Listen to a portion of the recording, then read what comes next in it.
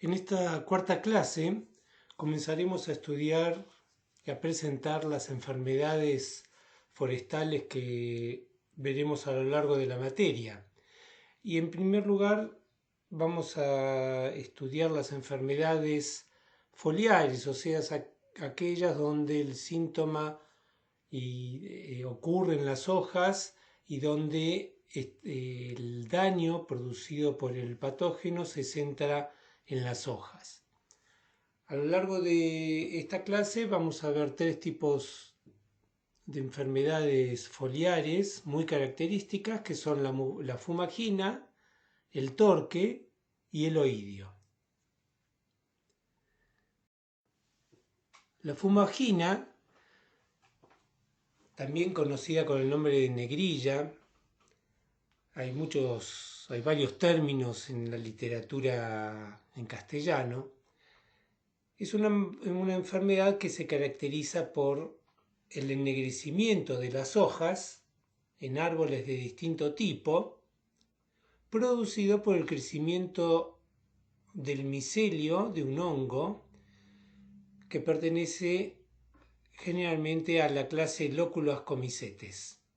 O sea, es una ascomicota cuyo micelio tiene las paredes oscuras y al crecer sobre la superficie de la hoja, la ennegrece y le da este aspecto que observamos en la lámina y también le da el color, le da el nombre a la enfermedad, fumagina, de humo, por el aspecto que tiene el micelio.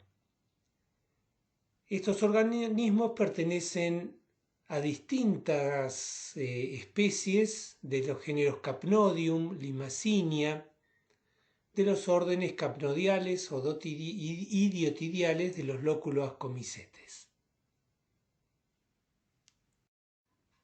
Acá tenemos otra fotografía de fumagina en tuya.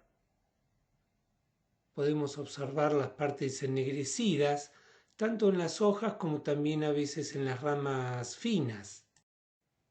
Acá tenemos un detalle de lo mismo. Observamos todo ese signo producido por el micelio que está creciendo sobre las hojas. En esta enfermedad, el patógeno es un saprófito, no es ni biótrofo ni necrótrofo, sino que, contrariamente a lo que vamos a ver en prácticamente todo el resto de la materia, el organismo crece en forma saprófita sobre la superficie de la hoja. ¿Y de qué se alimenta? Pues se alimenta de las eyecciones azucaradas de insectos chupadores que están asociados al árbol, generalmente áfidos, que se encuentran alimentándose del árbol y sus eyecciones azucaradas crecen sobre las superficies de las hojas y estos hongos del grupo de los Loculoascomicetes crecen en forma saprofítica. El micelio de estos hongos aprovechan estas sustancias que caen sobre las hojas y crecen en función de la abundancia de estas sustancias. Acá observamos en detalle cómo crecen estos mismos organismos sobre otros tipos de plantas como las palmas, y a la derecha podemos observar un detalle bastante bueno de cómo el micelio está creciendo sobre las hojas. Este crecimiento va a ser más intenso o menos intenso, o sea, va a haber más micelio o menos micelio en función de la cantidad de nutrientes que se hayan depositado sobre las hojas. En climas tropicales o en algunas producciones en particular, como en este caso observamos en hojas de cítricos. Esto ocurre en el norte de nuestro país, en las plantaciones de cítricos de distinto tipo. Observamos que el crecimiento de este micelio puede ser muy intenso, formando una película muy notoria.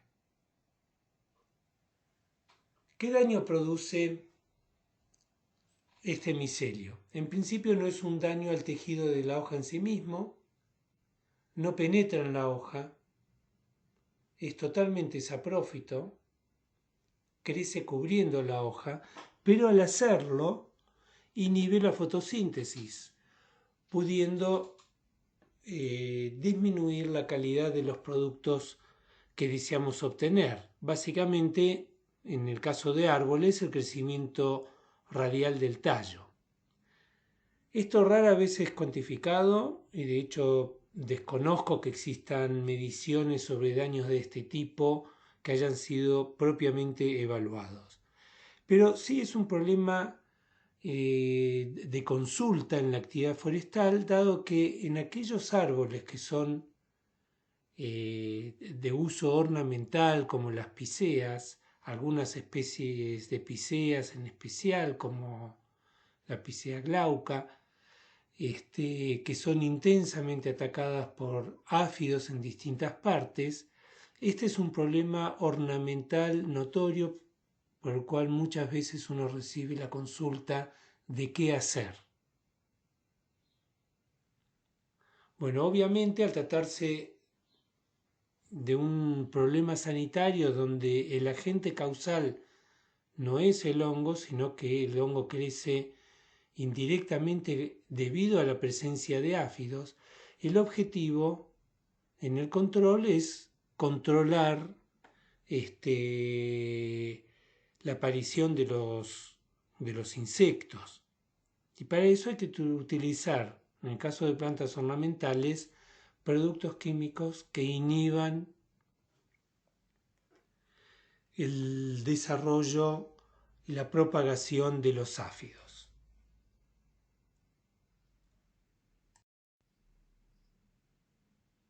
Acá observamos un detalle de la fumagina observada al microscopio óptico, tal como podríamos llegar a hacer en el trabajo práctico, hacer un preparado de ese micelio oscuro que crece sobre las hojas, y veíamos que este micelio tiene como características los septos simples, típicos de los ascomicetes, y en este caso particular el color oscuro de las paredes.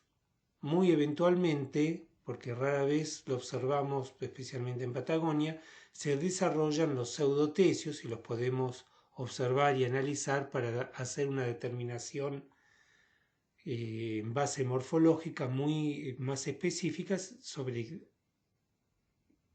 y establecer a qué especie está asociada la fumagina. Para el control, ya dijimos que el objetivo es controlar a los insectos. También se pueden aplicar productos químicos que controlen el crecimiento del hongo mediante la inhibición del crecimiento miceliar, o incluso puede hacerse un lavado físico con agua a presión. Les dejo acá abajo una página de internet que invito a que la consulten para observar cómo se presenta la fumagina en la naturaleza, aunque sea en plantas de jardín o plantas ornamentales, pues es prácticamente lo mismo con especies, lo podemos aplicar a especies forestales. Y hay una explicación bastante general, buena, acerca de los distintos métodos de control de la fumagina.